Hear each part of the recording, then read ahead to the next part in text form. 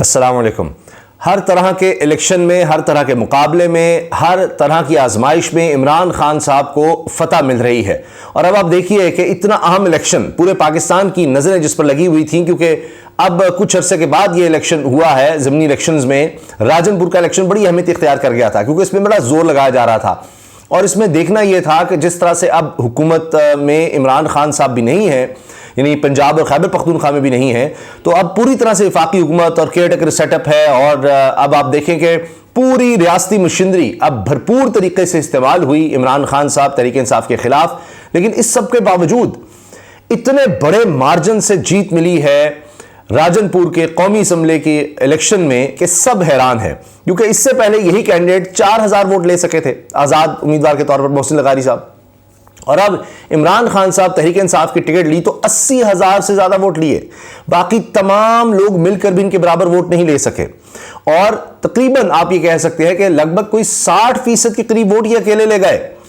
अब आप हैरान कुन बात देखिए कि शुरू में किस तरह से हुआ कि मीडिया पे कवरेज किस तरह चली, यानी कोई ढूंढा जा रहा था कोई ऐसा पोलिंग स्टेशन जहां पर नून लीग की लीड हो, वो पहले चलाया गया। अच्छा, अब आप देखिए कि नून लीग के जो उम्मीदवार हैं वो दूसरे नंबर पर आते हैं और पाकिस्तान पीपल्स पार्टी के उम्मीदवार तीसरे नंबर पर आते हैं, लेकिन ये दोनों मिलकर करीब भी नहीं पहुंचते, दोनों के वोट मिला भी दें। तो ये नया टैक्टिक था कि शायद पीडीएम जब हम सब मिलकर एक कैंडिडेट लाए तो बहुत बुरा हाल हुआ। अब अलग अलग होते हैं ताकि ये भी नजर आए कि नहीं जनाब, अच्छा ये अलग अलग हैं, कोई अपना एक असर रसूख हो, कुछ वोट कम हो सके, कुछ मार्जिन कम हो सके। शिकस्त तो उनको नजर आ रही थी और इन्होंने शुरू में ही मीडिया में अब ये कहना शुरू भी कर दिया था कि जनाब देखिए वहां पर लीड है, बड़ा अच्छा रिजल्ट आएगा। अच्छा, पीएमएलएन के सोशल मीडिया अकाउंट से जो चलाया जा रहा था, मुझे हंसी आती है देखकर कि शेर आ रहा है, शेर दहाड़ रहा है, जीत यकीनी है, जीत यकीनी है। ये अपनी क्रेडिबिलिटी जो कि पहले ही नहीं है उसको और तबाह करें इस तरह के दावे करके, क्योंकि तहरीक इंसाफ की तरफ से दिखाना शुरू किया गया कि जी नून लीग के जितने भी वहां पर कैंप्स लगाए गए हैं पोलिंग के लिए वो खाली हैं। तो उन्होंने भी कहा कि अच्छा कहीं ढूंढते हैं, कुछ ऐसा करते हैं। उससे हासिल क्या हुआ, 80,000 से ज्यादा वोट मोहसिन लगारी साहब ले गए। अब देखें कि ये जो इमरान खान साहब की जीत अब तक जितने भी इलेक्शंस हुए हैं, ज़िमनी इलेक्शन ओवरऑल अगर उनको देखें 30 से ज्यादा हो चुके हैं।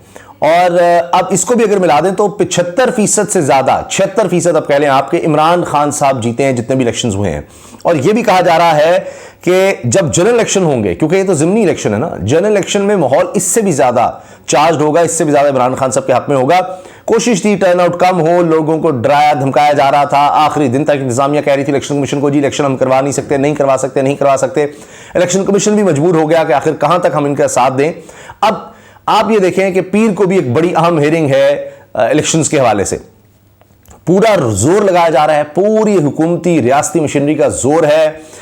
माफिया की धमकियां हैं सुप्रीम कोर्ट पर, सुप्रीम कोर्ट के चीफ जस्टिस उमरता बंदयाल साहब पर, कि किसी तरह से वो ये 90 दिन के अंदर इलेक्शन की जो आईनी शिक है, आईनी तकाजा है, ये इस पर ना आए और 90 दिन से आगे ले जाए, क्योंकि आगे चीजें मैनेज्ड हैं। आगे इनका ख्याल है कि जनाब अक्टूबर में जब इलेक्शन होने हैं उससे पहले पहले चीफ जस्टिस साहब रिटायर हो जाएंगे और उसके बाद हमारे लिए इतनी आसानियां हो जाएंगी कि बस फिर तो अक्टूबर में सारी गेम ही हमारे पास है, हर जगह अपने बंदे लगा लेंगे हम, और पहले ही अपने बंदे लगे हुए हैं। और उसके बाद हम अक्टूबर में एक साल तो कहीं नहीं गया और उसके बाद देखते चले जाएंगे। फिर तो जाहिर है हर सीट पर अपना बंदा बैठा है तो कोई कुछ भी नहीं कह सकेगा। ये सिर्फ चीफ जस्टिस उमरता बंदयाल साहब रुकावट बन गए हैं, सुप्रीम कोर्ट के चंद और जजेस हैं जो रुकावट बन गए हैं, बाकी तो सारी कहानी मैनेज थी, ऐसी तो नहीं आए थे ये।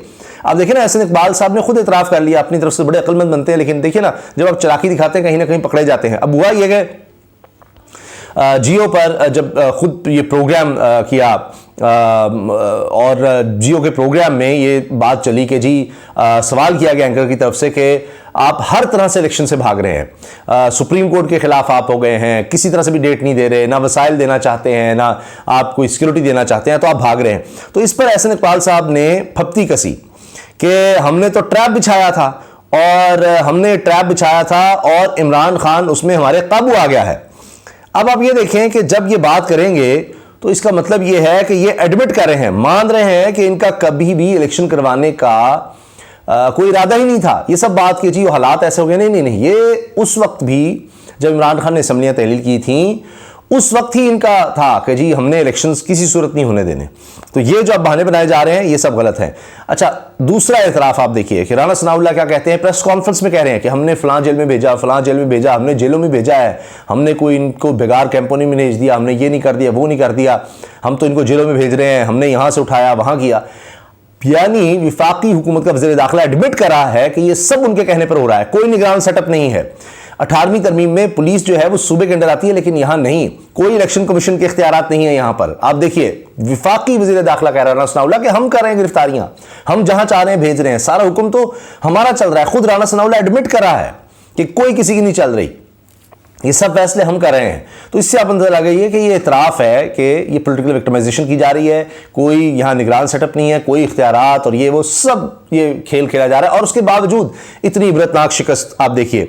अब ये मोहसिन लगारी साहब तहरीक इंसाफ के कैंडिडेट थे और इन्होंने हराया मुस्लिम लीग नून के अम्मार अहमद खान को। इसके अलावा जनाब पीपल्स पार्टी ने भी अपनी तरफ से बड़े तगड़े साहब को उतारा था और वो भी फिर भी हार गए हैं।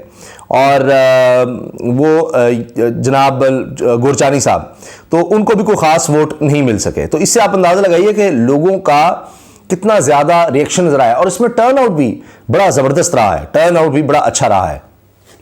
और ऐसे वक्त में जब तमाम जो इनके मैनेज्ड चैनल हैं वो प्रोपेगेंडा कर रहे थे, वो दिखा रहे थे कि इमरान खान की कहानी ख़त्म हो गई, ये हो गया, वो हो गया, तो उस वक्त जो रिजल्ट है, जो अवाम अपना फैसला सुना रहे थे, फिर इनको बाद में ना चाहते हुए भी वो चलाना पड़ा। अब इसी वजह से इलेक्शंस नहीं करवा रहे, यही इनको खौफ है कि हम एक इलेक्शन नहीं मैनेज कर पा रहे क्योंकि लीड इतनी ज़्यादा है। थोड़ी बहुत होती तो हम किस तरह से करते, इतना बड़ा मार्जिन, यानी 60% तो वोट एक ही PTI को पड़ रहे हैं, हम बाकी सारी जमातें मिलकर 40% वोट भी नहीं ले पा रहे। फिर टर्न आउट इतना ज़्यादा हो गया है, कोई ये भी नहीं है कि जनाब ज़िमनी इलेक्शन में टर्न आउट और ज़्यादा कम हो जाता, जो खौफ और आस पर आया था तो हमारी कोई बात बन जाती, वो भी नहीं हो सका। इमरान खान साहब ने अपील की थी कि लोग निकलें, तो ये एक पूरा पैगाम गया है कि आने वाले इलेक्शंस में क्या होने वाला है और ये इसी वजह से इलेक्शन से भाग रहे हैं। इसलिए आप देखिए कि सुप्रीम कोर्ट पर हमला हो रहे हैं, वहां से बस इन्होंने किसी ना किसी सूरत में चीज़ें मैनेज करनी है, उसके लिए पूरा जोर लगाया जा रहा है। ये उस वक्त हो रहा है कि जब तहरीक इंसाफ की सीनियर तरीन लीडरशिप जो है वो जेलों में है, 350 लोग अब तक गिरफ्तार हो गए हैं। गुजरावाला में हमने जो माहौल देखा, ऐसा लगता है कि हर अगला शहर जो है पिछले शहर का रिकॉर्ड तोड़ता चला जा रहा है।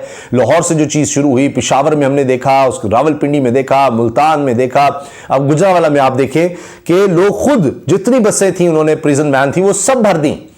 अब पता चल रहा है कि ये सब जो प्रोपेगेंडा हो रहा था वहां ऐलान करो, 350 लोग गिरफ्तार किए हैं। अब जाहिर है कि इनके लिए शायद मुश्किल हो गया, वरना जितने लोग आए थे हजारों लोग थे, तो ये तो अगर इनको गिरफ्तार करना हो तो इनके लिए बड़ी आसानी, खुद लोग गिरफ्तार होना चाह रहे हैं तो आप हजारों लोग गिरफ्तार कर सकते थे, लेकिन ये पिक एंड चूज कर रहे हैं, जितनी इनके पास गुंजाइश है जेलों में उस हिसाब से ये लोगों को पकड़ रहे हैं। तो ये अब नजर आ रहा है कि पता लग गया है कि अब दौड़ अपनी अपनी है। जमीयत अहले हदीस भी साथ छोड़ गई जी, पुरानी इत्तेहादी नून लीग की, वो भी भाग गए, तो वो भी कह रहे जी हम अपना इलेक्शन अलग ही लड़ेंगे। तो वो जो रिजल्ट्स देख रहे हैं उससे उनको अंदाज़ा हो रहा है कि भाई यहाँ को बात नहीं बननी, यहाँ से दौड़ो। अब सिर्फ यही है कि जी मरियम साहबा को नया बयानियाँ ले आएंगी, नया कोई ले आएंगी। ओहो, कुछ जो उनके हामी सहाफ़ी और दानिश्वर बनते हैं वो कहते हैं कि मरियम ने ये जो बयानियाँ ले आई हैं ना सुप्रीम कोर्ट के खिलाफ, ये बड़ा इनको अच्छा मिल गया है, बड़े अरसे के बाद उनको बड़ी ज़बरदस्त चीज़ मिली है। अब ये लोगों में जनाब ज़रा इनको जगह मिलेगी। पहली दफ़ा हुआ है, ये लोग लिख रहे हैं, पहली दफ़ा हुआ है 10 महीने में कि नून लीग हो, PDM हो, उनको भी कुछ मिल गया है। अच्छा चलो अब इदारों के खिलाफ हमने बात करनी है, सुप्रीम कोर्ट के खिलाफ बात करनी है। ये समझ रहे हैं कि लोगों को अब फिर बेवकूफ़ बना लेंगे कि जी अच्छा इस वक्त मसला तो ये है कि जी सुप्रीम कोर्ट हमारे खिलाफ हो गई है, हमारी मर्जी का बेंच नहीं बन रहा। लोगों की तवज्जो सिर्फ और सिर्फ एक चीज़ पर है और वो है महंगाई और बेरोज़गारी और मईशत की तबाही। सिर्फ इसी पर इलेक्शन होना है। आप देख लीजिएगा, ये जितना मर्जी कोई नया बयानी बनाए, हम ये कर लेंगे कर लेंगे, कोई इनकी बात नहीं बननी, कोई दाल नहीं गलनी।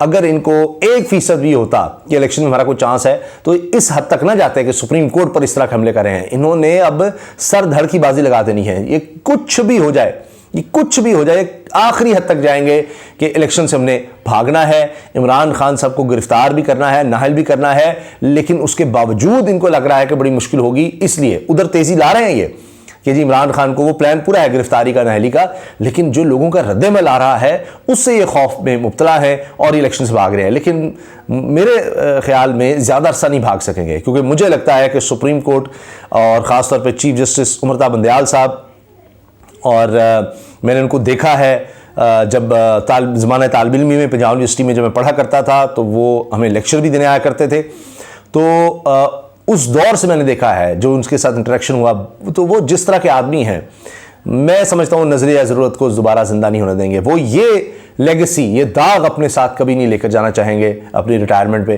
तो लिहाजा इसीलिए कोशिश हो रही है कि उनको मजबूर किया जाए कि ये 90 दिन के जो अंदर इलेक्शन की आईनी शक है, इसको वो तोड़ें और आगे जाएं। ये मुमकिन नहीं नज़र आता, और इलेक्शन होंगे, इंतज़ामिया चाहे भागेगी, कोशिश करेगी, सुप्रीम कोर्ट के अहकामात की खिलाफ वर्जी करने की कोशिश करेगी, लेकिन उससे और ज़्यादा केओस होगा।